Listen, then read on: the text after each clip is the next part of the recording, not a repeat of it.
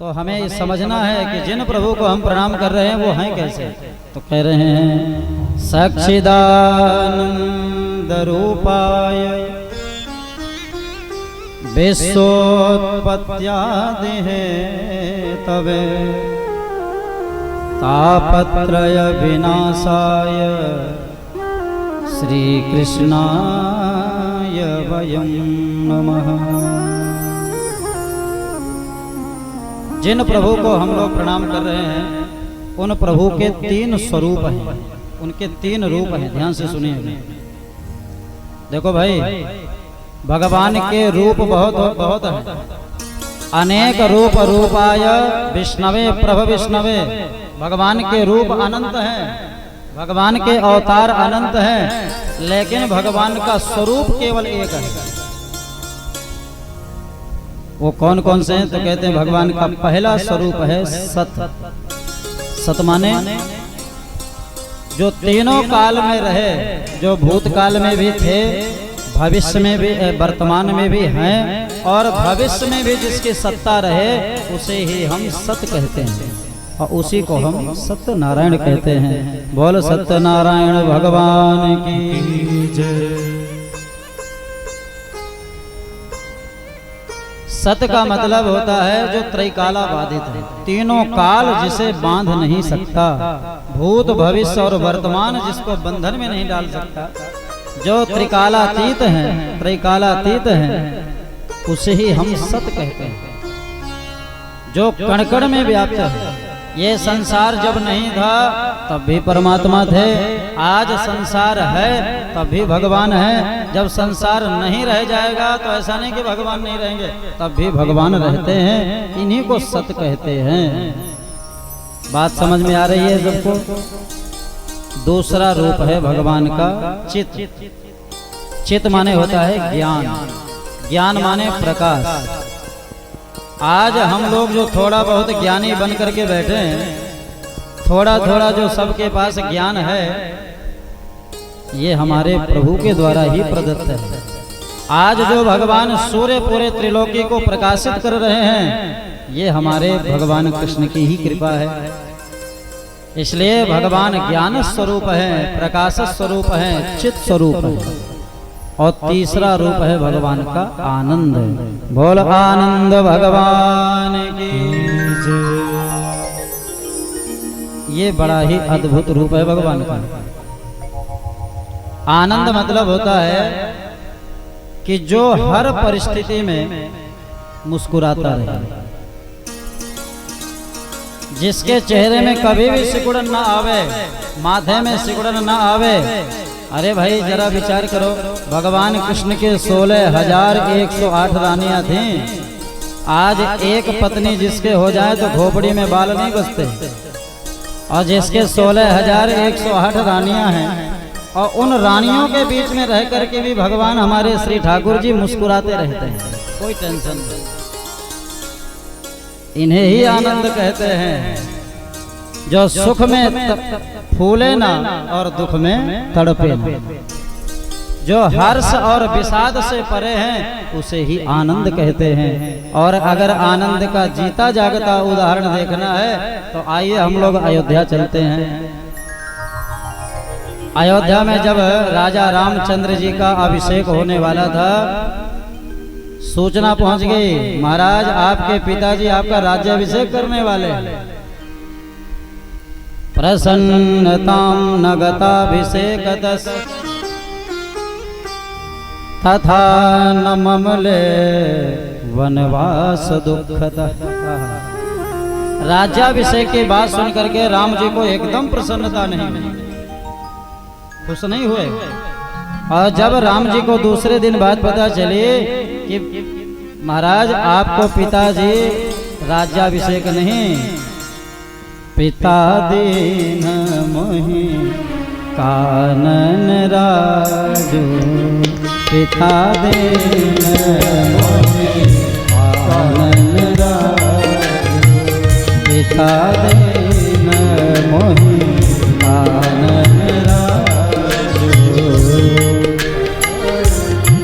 उन्हें पता चला कि महाराज आप आपको राजा नहीं, आपको तो वनराज बनाया जा रहा है, आपको दूसरे दिन घर से निकाल दिया जाएगा। ये सुनकर के राम जी को एकदम कष्ट भी नहीं हुआ। तो जो हर्ष और विषाद से पड़े हैं उसे ही हम भगवान कहते हैं, उसे ही आनंद कहते हैं। बोलो जय सिया राम। इसलिए आजकल हम लोग जिस आनंद की परिभाषा करते हैं वो आनंद नहीं है। मान लीजिए किसी ने हमें रसगुल्ला दे दिया और हमने रसगुल्ला खाया, आहा आनंद आ गया, और जहां जीभ से पेट में गया तो आनंद समाप्त हो गया। बढ़िया डल्लब के गद्दा में बैठ गए, आनंद आ गया, और जहां कोई आया कान पकड़ के कहे पंडित जी उठो जल्दी, तो आनंद समाप्त हो गया। जो कि आनंद अखंड है, नित्य है, शाश्वत है, ये कभी समाप्त नहीं होता। इसलिए आज हम जिसकी आनंद की परिभाषा जिस पर करते हैं वो आनंद नहीं, वो संसार का सुख है। तो जैसे संसार आज है तो कल नहीं रहने वाला, जैसे संसार झूठा है वैसे संसार से प्राप्त जो सुख वैभव है वो भी सब झूठे हैं। ये आनंद संसार से नहीं, ये आनंद तो केवल भगवान की कथा से अथवा सच्चे सदगुरु के श्री चरणों में बैठ करके प्राप्त होता है। ये आनंद हृदय से प्रकट होता है, इसलिए भगवान का नाम है आनंद। ये संसार की वस्तु नहीं है। आजकल हम लोग जो थोड़ा बहुत आनंदित हैं, खिलखिला रहे हैं, तो जानते क्यों? भगवान है आनंद के सागर। ध्यान से सुनिएगा, आनंद के सिंधु हैं। भगवान ने क्या किया कि आनंद के आनंद रूपी सिंधु से, सिंधु में एक सींग लेकर के डुबो दिया, और सींग लेकर के आनंद रूपी सिंधु का एक बिंदु पूरे संसार में छिड़क दिया। तो आज आनंद रूपी सिंधु के एक बिंदु का कमाल है कि आज हम सब ठहाके लगा रहे हैं, सब आनंदित हैं, प्रसन्न हैं। और जरा विचार करिए कि अगर हम कभी भगवत कृपा से आनंद रूपी सागर में कहीं गोता लगा गए तो फिर कितना आनंद नहीं आएगा। इसलिए गोस्वामी जी ने कहा, जो आनंद सिंधु सुख राशि से करते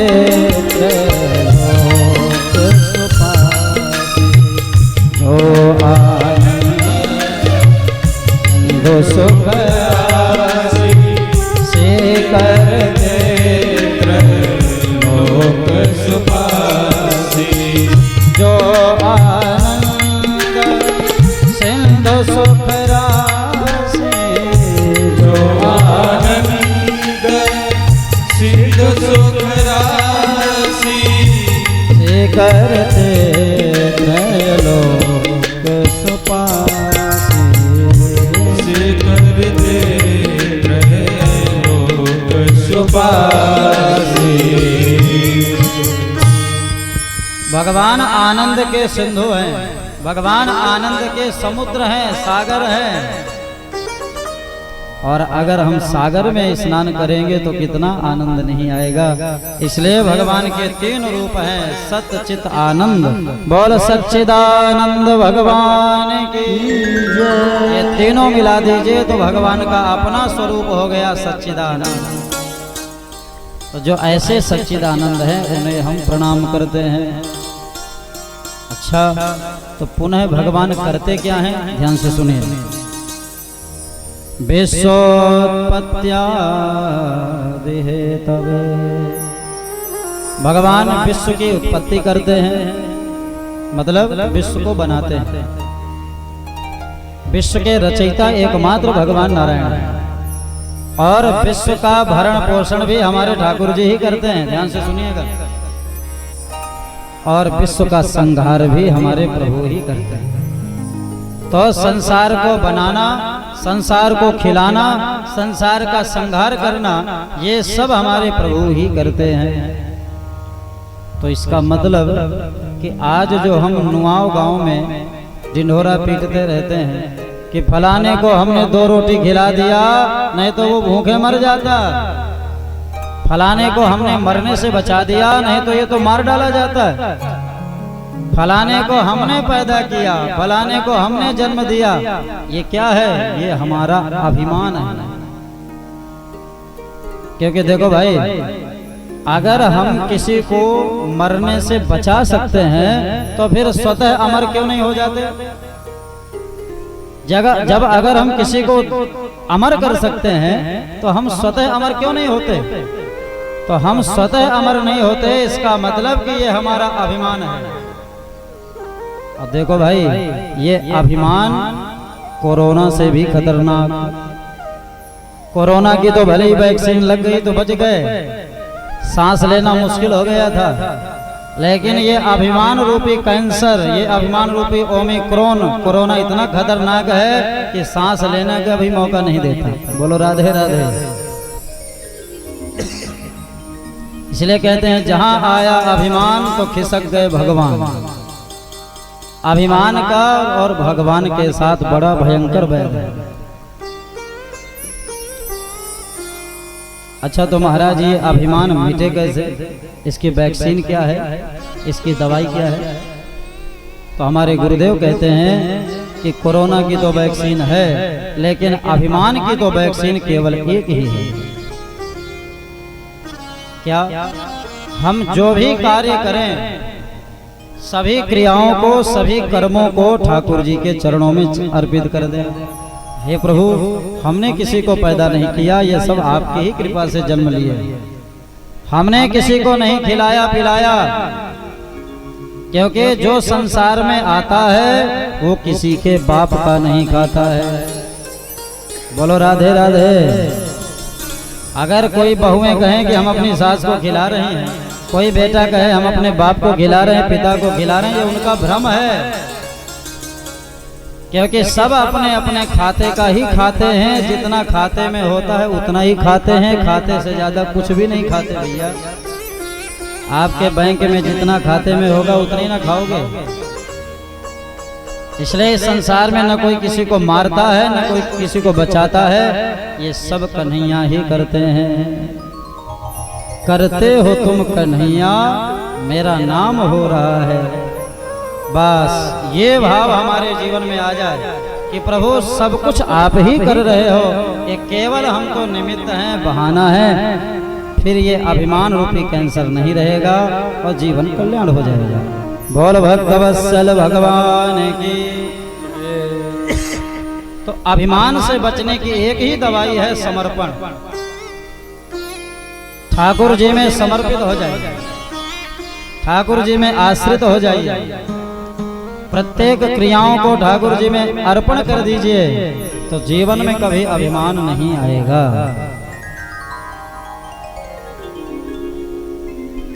पुनः भगवान क्या करते हैं?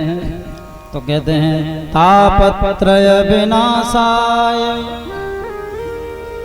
श्री कृष्णाय वयं नमः। किसी ने कहा कि महाराज, हम जीवों के लिए भगवान क्या करते हैं? क्यों? क्योंकि सभी जीव प्रायः स्वार्थ लागे करहीं सब प्रीति। स्वार्थ लागे करहीं सब प्रीति। स्वार्थ लागे करहीं सब प्रीति। स्वार्थ लागे करहीं सब प्रीति। सुर नर मुनि सबके हरि। सुर नर मुनि सबकी हरि। आज संसार में चाहे वो साधारण मनुष्य हो, चाहे देवता हो, चाहे अमलात्मा विमलात्मा महात्मा ही क्यों न हो, आज प्रायः सब स्वार्थी हैं। सबके अंदर कुछ ना कुछ स्वार्थ छिपा है, तभी एक दूसरे से लोग प्रेम करते हैं।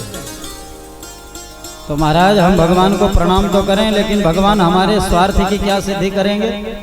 तो कहते हैं तापत्रय विनाशाय। ध्यान से सुनिएगा। आज 3 ताप हैं, जिन तीनों तापों से हम तप रहे हैं। क्यों? क्योंकि आए दिन पाप कर रहे हैं। पाप का ही फल है ताप। तीन ताप हैं। कौन कौन? दैहिक, दैविक, भौतिक ताप। दैहिक, दैविक, भौतिक ताप। राम राज का मोहि नहीं व्यापा। राम राज का मोहि नहीं व्यापा। दैहिक, दैविक, भौतिक, ये तीन ताप हैं जिनसे आज हम तप रहे हैं। पहला ताप दैहिक। दैहिक माने शारीरिक ताप। देह भवा दैहिका। कोई सिर दर्द से परेशान है तो कोई घुटनों के पैर से दर्द से परेशान है, तो किसी के पेट में दर्द है, किसी को बुखार है, किसी को एक्सीडेंट हो जा रहा है, किसी के पूरा शरीर ही दर्द हो रहा है। ये क्या है? ये दैहिक ताप ही है। तो कहते हैं कि जो प्रभु का नाम लेते हैं उसका दैहिक ताप क्षण भर में नष्ट हो जाता है। कहने का मतलब अगर भगवान का नाम लेंगे तो पैरों में घुटनों में दर्द नहीं होगा, सिर में दर्द नहीं होगा। तो किसी माता जी ने कहा कि पंडित जी ऐसा लगता है जैसे झूठ बोलने का ठेका आप ही लेके बैठे हो क्या? मतलब अरे जब से आपने कहा कि भगवान का नाम लीजिए तो हम दिन भर राम राम कहते हैं, लेकिन आज तक कभी घुटनों का दर्द ठीक ही नहीं हुआ, सिर दर्द ठीक ही नहीं हुआ, नाम तो खूब ले रहे हैं। देखो भाई, तो क्या भगवान के नाम में शक्ति नहीं है? क्या भगवान का नाम व्यर्थ है? ऐसा नहीं है। अरे हमें जितना विश्वास और श्रद्धा होनी चाहिए भगवान के नाम पर, उतनी श्रद्धा और विश्वास हमें नहीं है, इसलिए भगवान का नाम हमारा कल्याण नहीं कर रहा।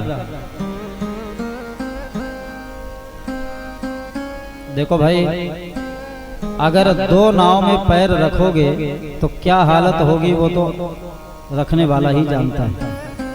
धोबी का कुत्ता ना घर का। अच्छा, आप लोग जानते हैं? वाह भाई, यहाँ के बड़े बड़े विद्वान श्रोता है भाई। धोबी का कुत्ता ना घर का ना घाट का। तो या तो भगवान के नाम पर विश्वास रखें, भगवान के नाम पर श्रद्धा रख लें, अथवा संसार के डॉक्टरों पर श्रद्धा रखें। दो में से एक ही हो सकता है। मान लीजिए हम किसी से कहें कि माता जी अगर आपको बुखार है तो राम राम कहिए, तो बेचारी माता जी ने हमारी बात मान लिया और जहां बुखार चढ़ी तो राम राम राम राम कहना शुरू किया। लेकिन जैसे राम राम कह रहे हैं उसी प्रकार से बुखार का तापमान बढ़ रहा है। राम राम राम राम कहते हुए बुखार 102 में पहुंच गया। चलो हिम्मत किया, फिर राम राम राम राम कहा तो बुखार 104 में पहुंच गया।